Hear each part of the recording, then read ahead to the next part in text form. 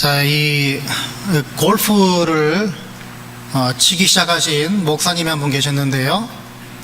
이 골프에 이 눈이 이제 뜨이기 시작했습니다. 골프를 얼마나 좋아하게 됐는지 이 목사님이 예배를 인도할 때, 설교를 인도할 때마다 이 눈앞에서 골프공이 왔다 갔다 하는 그 정도로 골프를 아주 좋아하게 됐습니다. 자, 급기야 이 목사님이요, 주일 예배를 그 부목사님께 맡겨놓고요, 교인들 몰래 이 골프를 치러 가셨습니다. 자, 이 모습을요, 하늘에서 천사가 보던 즉시 이제 하나님께 따지기 시작합니다.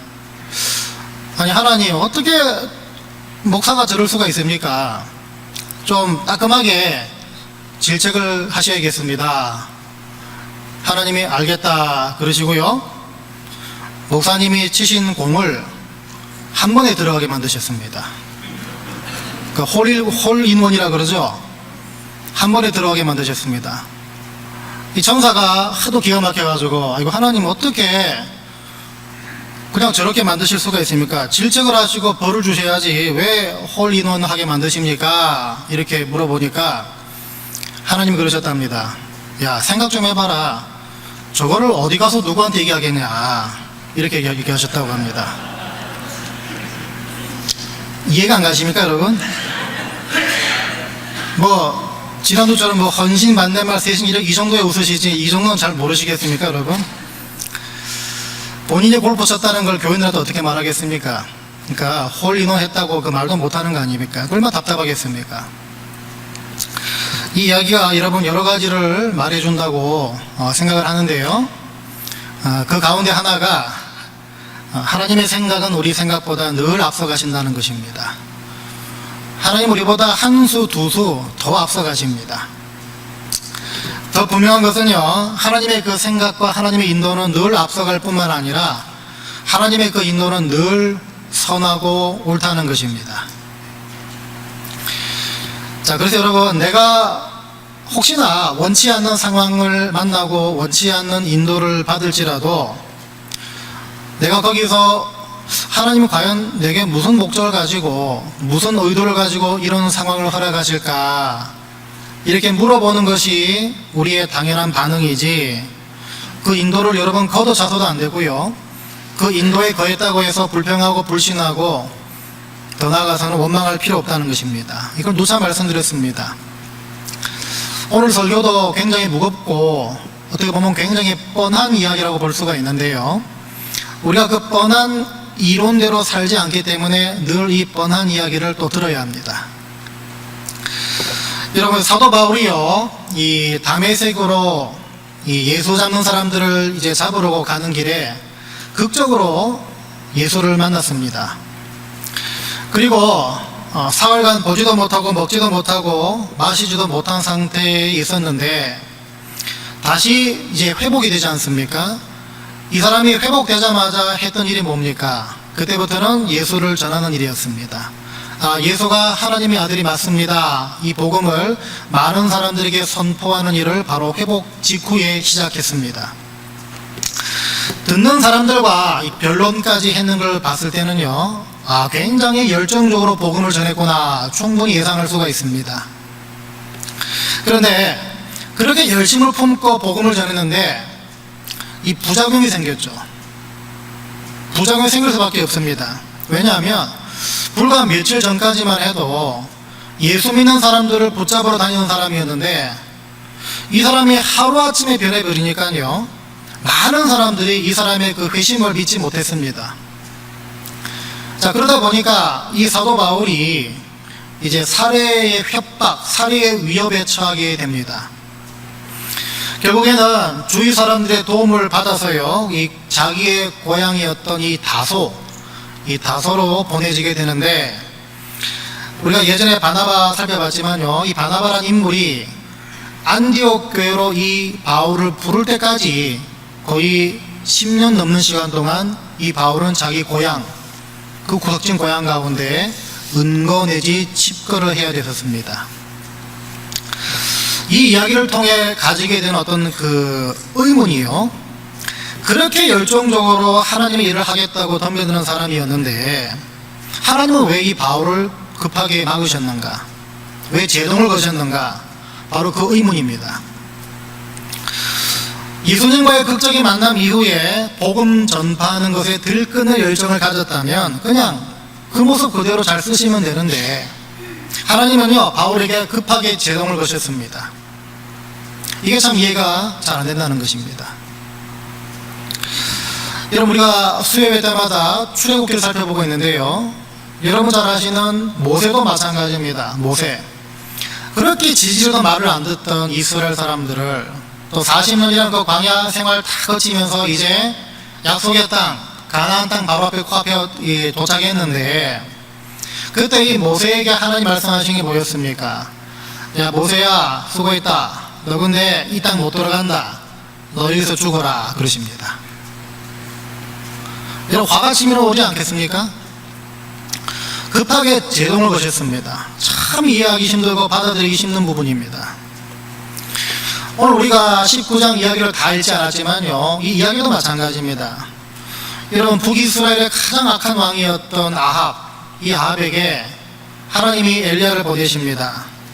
보내시기 전에 어떤 일이 일어났습니까? 이 북이스라엘 이 아합 왕 좀 정신 차리라고 이 북이스라엘 땅에 하나님의 비를 내리지 않으셨습니다. 가물었죠. 수년이 지난 다음에서야 하나님이 엘리야에게, 야, 엘리야야, 너 이제 아합에게 찾아가서 내가 이제 비를 내리겠다라고 전해라. 그리고 진정한 신은 바알이나 아세라 같은 큰 우상들이 아니라 바로 나 여호와 하나님이라는 것을 똑똑히 알려줘라. 이렇게 명령하십니다. 하나님의 그 명령에 엘리야는요, 우리가 몇 달 전에 살펴봤지만 창조적인 순종을 합니다. 창조적인 순종. 그게 무슨 사건이었습니까? 갈멜산에서 850명의 우상을 섬기던 사람들과 대결을 벌이고 그 대결에서 승리한 다음에 그 우상 선지자들을 다 때려 죽입니다. 많은 이스라엘 사람들이요, 그 광경을 다 지켜봤습니다. 그래서 진짜 하나님은, 진짜 신은 바알이나 저 아세라 우상들이 아니라 여호와 하나님이다, 이 사실이 온 천하에 명명백백히 드러나고 말았습니다. 그리고 하나님께서 약속하시고 말씀하신 대로 이제 비가 내립니다. 자, 이 상황은요, 이렇다 보니까요, 이제 이스라엘이요, 우상에서 하나님께로 돌아갈 수 있는 이 터닝 포인트라고 볼 수가 있는 사건이었습니다. 그런데 이상하게도 아무 일이 일어나지 않았습니다. 오히려 제동이 걸립니다. 이 아합 왕이 자신의 아내였던 이세벨에게 그 갈멜산에서 있었던 그 사건을 낱낱이 고합니다. 이 말을 들은 이 이세벨이요, 어떤 반응을 보입니까? 19장 2절부터 보니까요, 이런 말이 나와 있습니다. 이세벨이 사신을 엘리야에게 보내어 이르되 내가 내일 이맘때에는 반드시 네 생명을 저 사람들 중 한 사람의 생명과 같게 하리라. 그렇게 하지 아니하면 신들이 내게 벌 위에 벌을 내림이 마땅하니라 한지라. 이 말이 뭡니까? 내일 내가 너를 당장 죽이지 않으면 내 손에 장을 지진다, 그 말입니다. 그러니까 이세벨에 지금 완전히 덕기가 올라가지고요, 이 엘리야를 지금 죽일 기회를 호시탐탐 엿보고 있는 것입니다. 한창 열심을 낼 때 또 모든 일들이 그 갈멜산에서 술술 잘 풀렸는데, 그럼 어떻습니까? 이제 계속 밀어붙여야 합니다. 쇳불도 당긴 김에 뽑으라 하지 않았습니까? 물 들어올 때 노져야 되지 않습니까? 지금 이제 쭉쭉 나가야 될 텐데, 지금 그런 상황임에도 불구하고 앞서 말씀드렸던 사도 바울도 그렇고 모세도 그렇고 지금 엘리야도요, 하나님이 급하게 제동을 거십니다. 오히려 더 상황이 안 좋아진 것은요, 여러분, 엘리야가 그 이세벨의 그 위협, 그 살기등등한 위협을 등기로 하고 도망가는 신세가 됐습니다. 불과 몇 시간 전까지만 해도 야, 이제 이스라엘의 새로운 시도가 도래하는구나, 그렇게 기대가 될 정도로 아주 좋은 모습이었는데, 지금 엘리야의 모습은요, 도망자 신세가 됐습니다. 그래서 4절을 보니까 자기 자신은 광야로 들어가 하루길쯤 가서 한 로뎀 나무 아래에 앉아서 자기가 죽기를 원하여 이르되 여호와여 넉넉하오니 지금 내 생명을 거두시옵소서. 나는 내 조상들보다 낫지 못하니이다. 말은 굉장히 이렇게 아주 참 신사스럽겠지만 이 말이 뜻이 뭡니까? 아이고 하나님, 나 이제 더 이상 못 해먹겠습니다. 그냥 나 죽이십시오. 아주 속된 말로, 애들 쓰는 말로 이제 배째라, 그 말입니다. 여러분, 우리 삶 속에 이런 일 종종 일어나지 않습니까? 우리 살다 보면 이런 일 종종 만나지 않습니까? 잘 나가던 교회라든지 잘 나가던 가정이라든지 잘 나가던 어떤 개인, 하루아침에 제동이 걸립니다. 자, 그럴 때 우리는 어떤 마음을 주로 가졌습니까? 하나님을 향한 여러 다양한 그런 감정들이 휩싸이기 시작합니다. 가슴이 먹먹해지고 답답해지고 절망스럽고, 더 나아가서는요, 하나님을 향한 어떤 심한 배신감을 느끼기도 합니다. 또 어떤 원망, 철저한 무관심 속으로 들어가기도 하고, 가장 대표적으로 가장 일반적인 반응이 뭡니까? 교회와 성도들과 담을 쌓기 시작합니다. 예수 안 믿어, 교회 안 나가. 자, 이런 경우를 우리가 종종 만납니다. 하지만 그럼에도 불구하고 여러분, 분명한 사실 하나가 있습니다. 그게 뭡니까? 앞서 말씀드렸던 것처럼 그럼에도 불구하고 하나님의 그 제동도 늘 선하고 의롭다는 것입니다. 아멘하기 힘드시죠? 저도 굉장히 힘듭니다.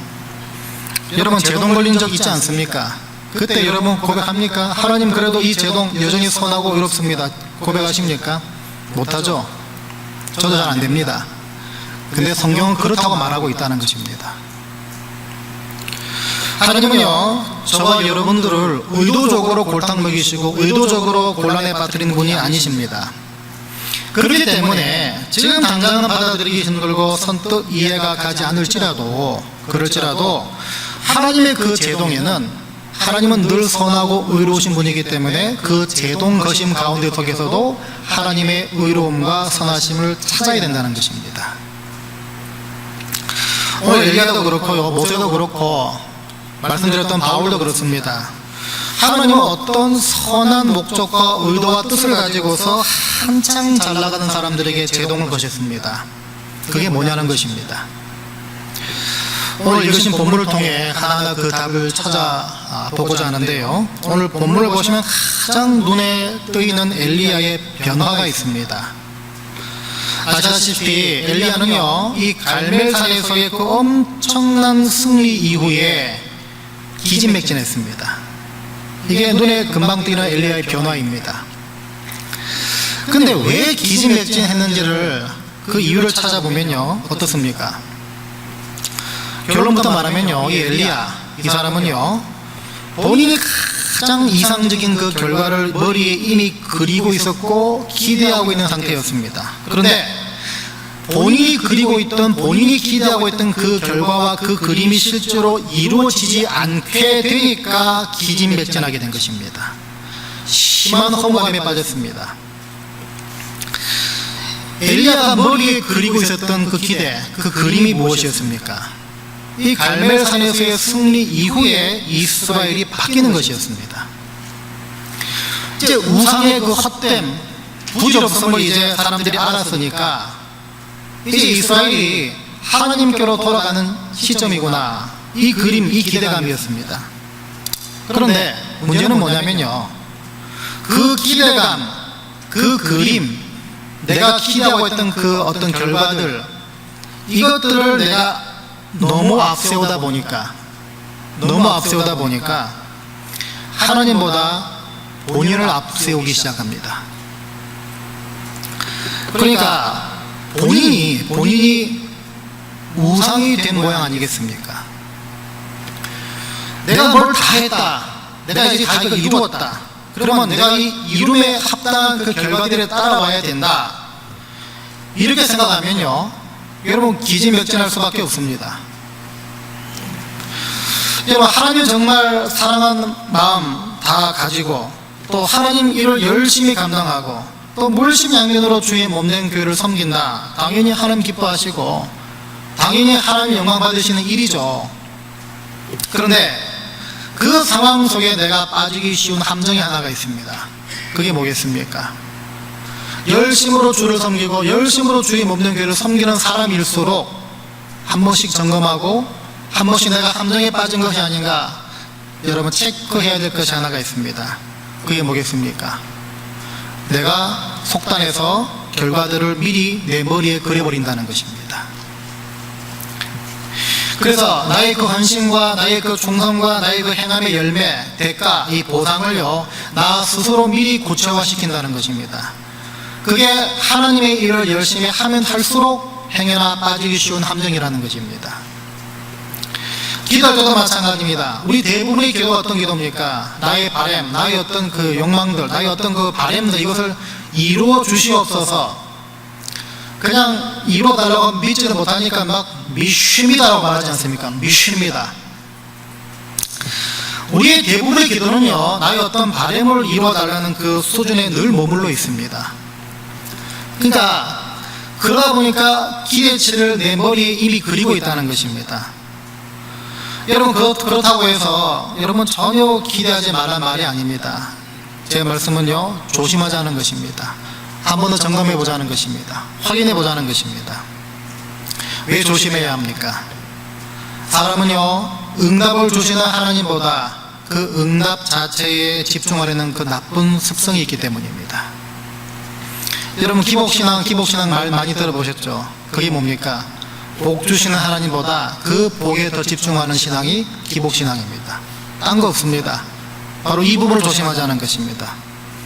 그러다 보니까 나의 열심으로 기도의 응답을 쟁취하는 줄 착각합니다.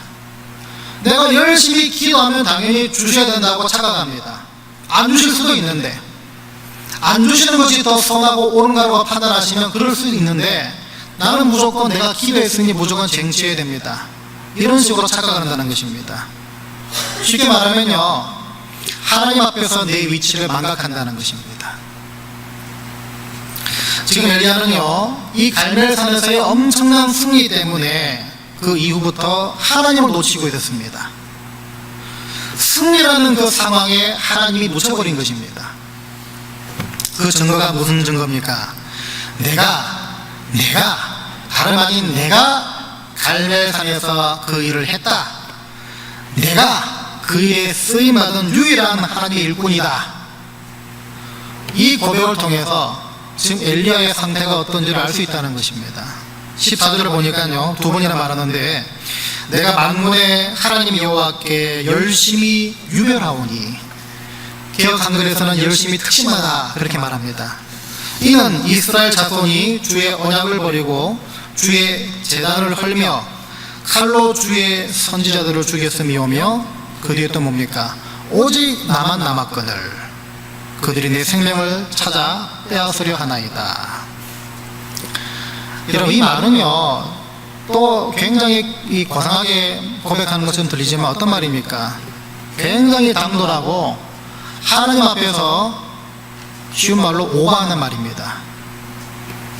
하나님 앞에서 내가 이걸 다 했는데 결과가 이러니까 나 이제 더 이상 못 해먹겠습니다. 이 말과 똑같습니다.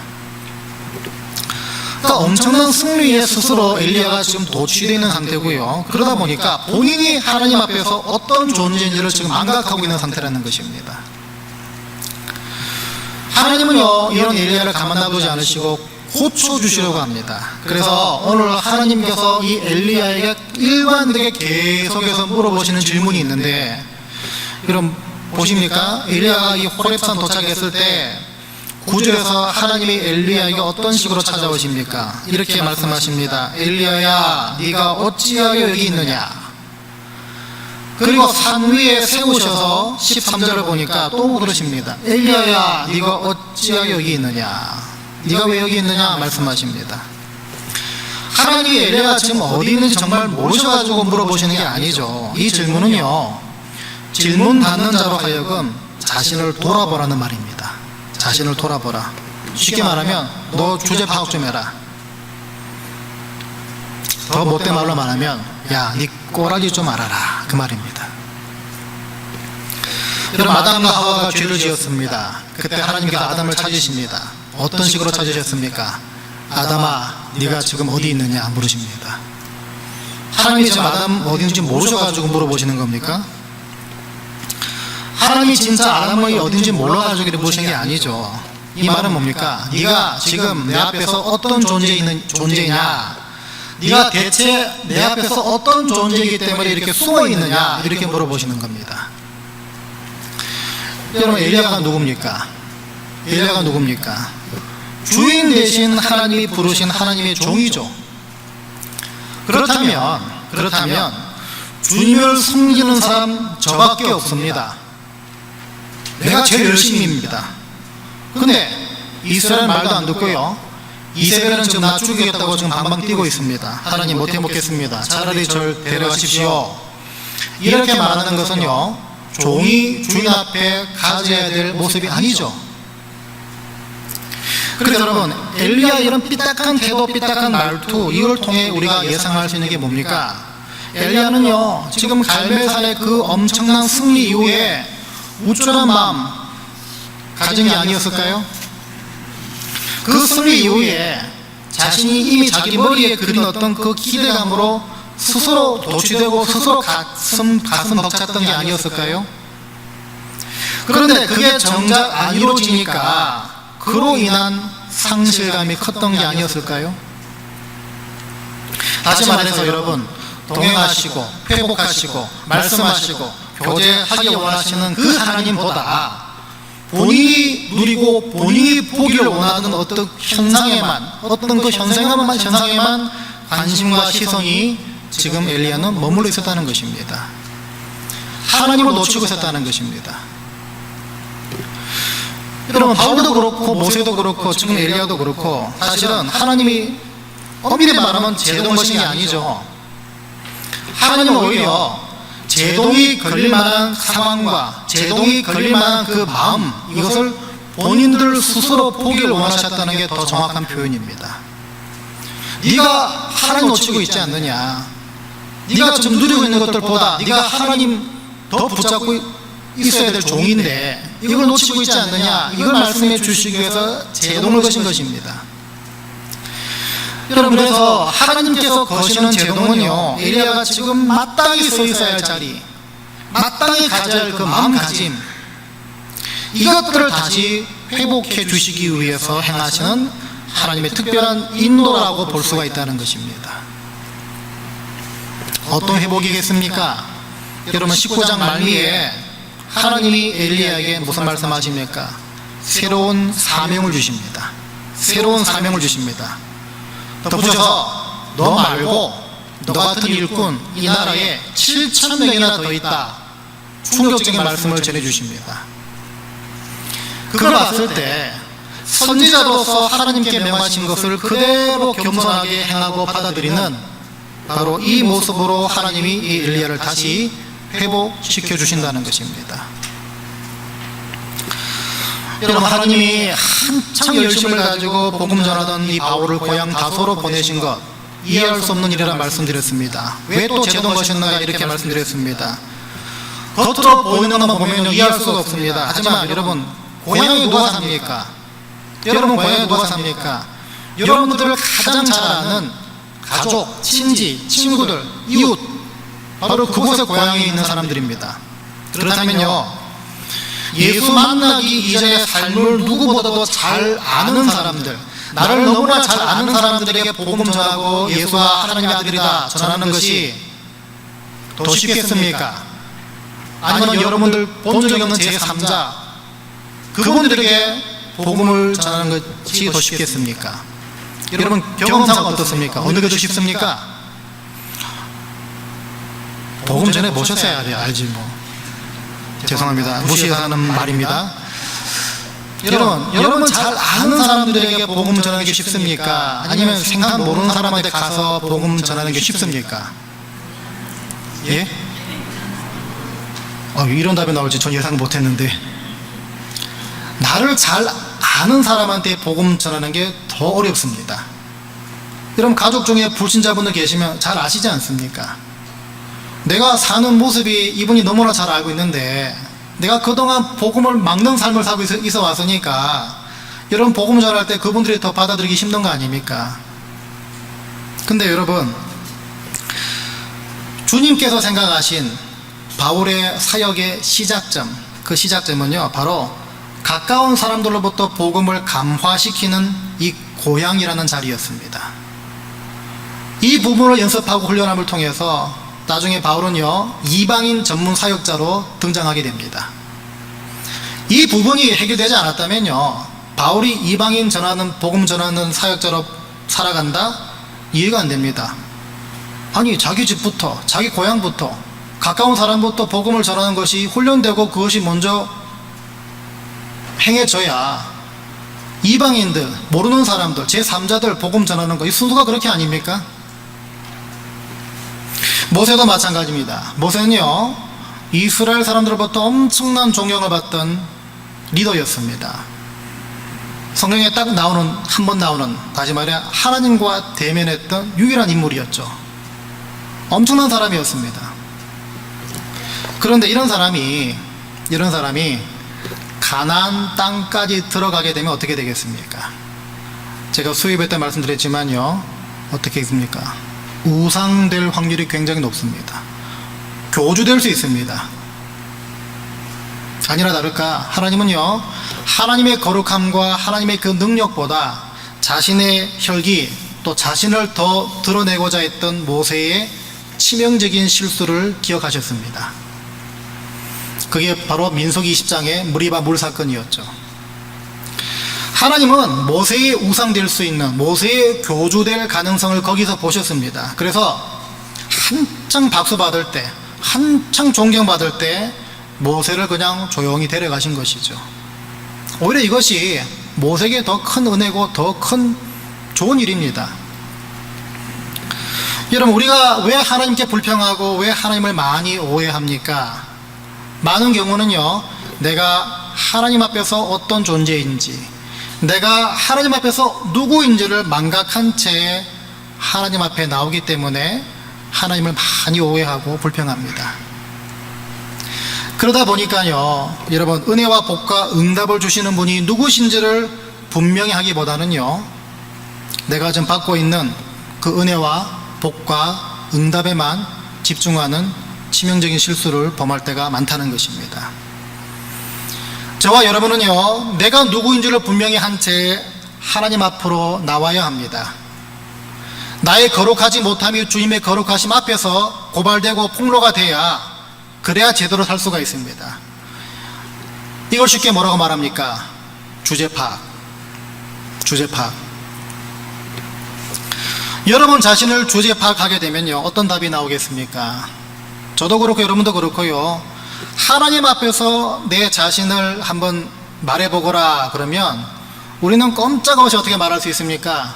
우리는요, 상습적으로 죄를 짓고, 우리는요, 늘 불안해하고, 우리는 예수 믿는다고 말은 하지만 늘 의심하고요, 우리는 하나님 말씀을 늘 까맣게 잊어버린 채 내가 복음의 말씀으로 살고 있는 존재들입니다. 이 고백을 우리가 하나님 앞에 할 수밖에 없는 존재들입니다. 그 주제 파악을 못하고 있는 그런 사람들인데, 그런데 참 감사한 것은 하나님은요, 바로 우리의 그런 고백을 듣기를 원하신다는 것입니다. 우리가 그 고백을 가지고 하나님 앞으로 나아가기 원하신다는 것입니다. 왜 그러시겠습니까? 하나님 앞에 자격되는 사람 아무도 없다는 것을 하나님이 그 누구보다도 잘 아시기 때문입니다.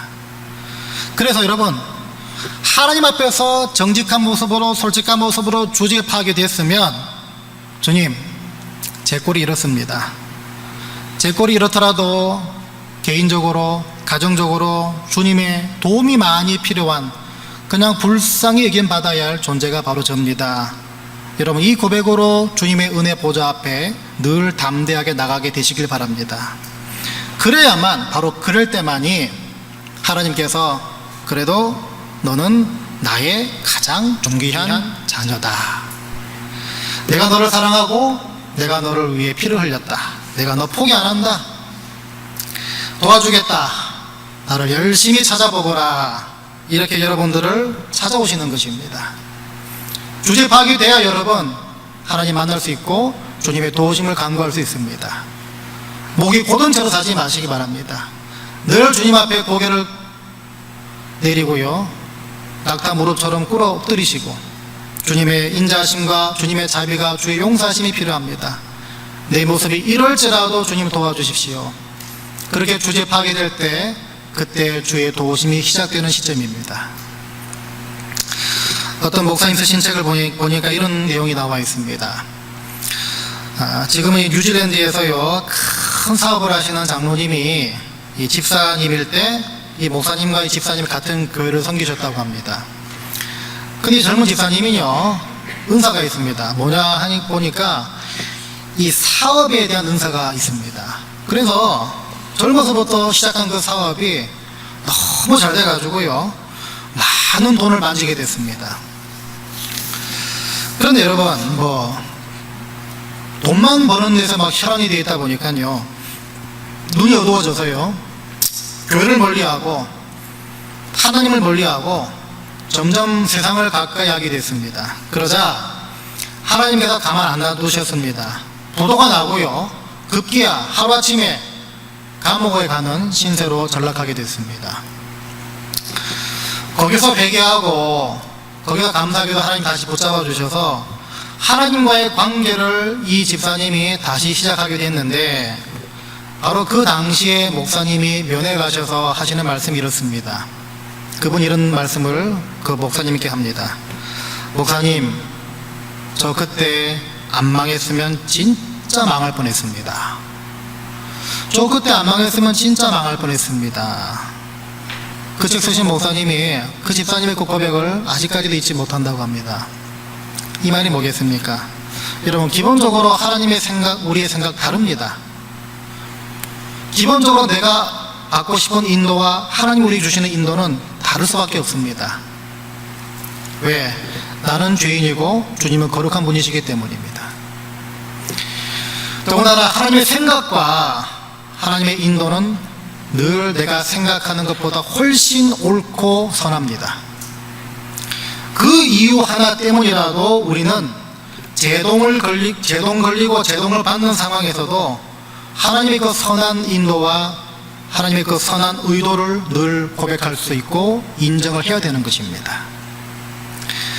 그리고 그때가 바로 나는 과연 하나님 앞에서 어떤 존재인가, 어떤 사람인가, 어떤 삶을 이제까지 살아왔는가, 이거를 생각해내서 돌아가야 할 자리로 돌아가야 할 때라는 것입니다.